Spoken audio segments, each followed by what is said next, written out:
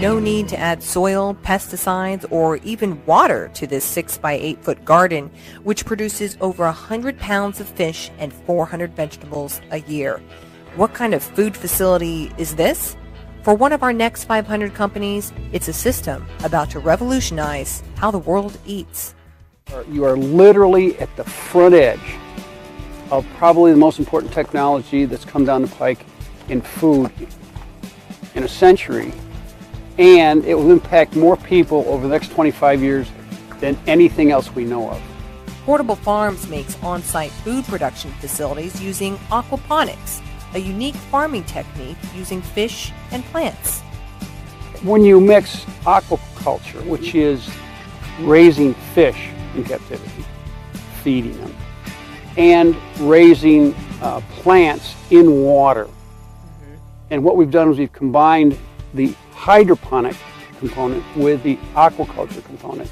So we raise the fish, use the fish waste to fertilize the plants. Coley first pioneered the concept for portable farms in 1972 while he was a student. It started by having to clean fish tanks at UC Davis. So it's like there's got to be a better way to do this. And I started with a dish pan sitting on top of a fish tank with sand in it. The water's coming in. Plants grew like crazy for 2 weeks, and then they didn't like the water on their fruits all the time, and they quit. So I had to figure out, how do I make this work? How do I make this work? 37 years ago, from that to this. Over the decades, Coley engineered a patented system that automatically removes sediments from the fish tank without clogging a pump, allowing fish and vegetables to grow healthier and faster than in any other aquaponic systems seen yet.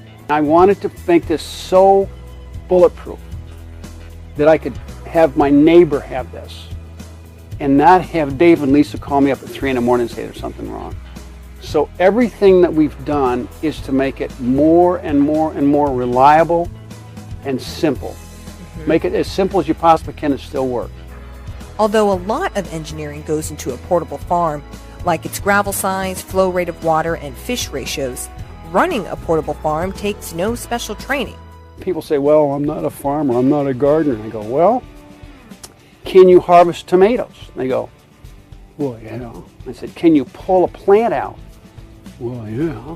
So I literally show them that you can take the old plant out and put a new plant in.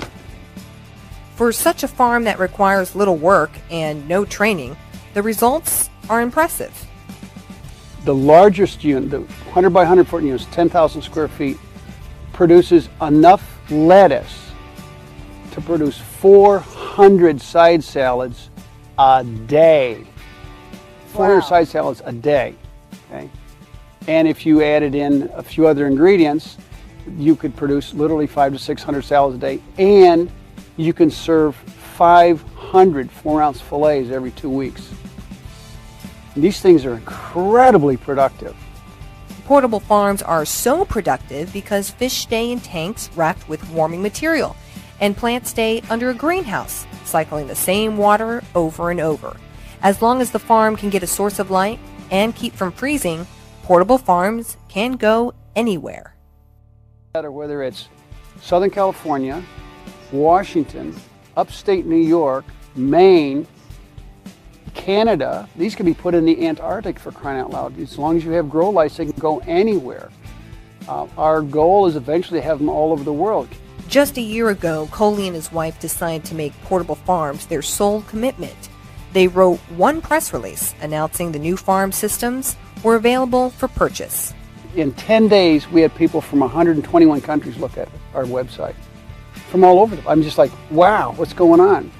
One newspaper article published soon after compelled people to visit the Portable Farms headquarters.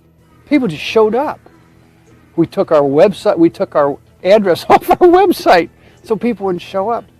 We've had 4,000 individuals come through here since January.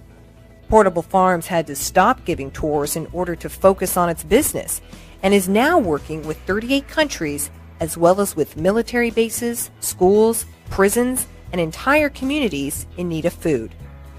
This is disruptive technology because you can now grow protein and vegetables in every setting, every city.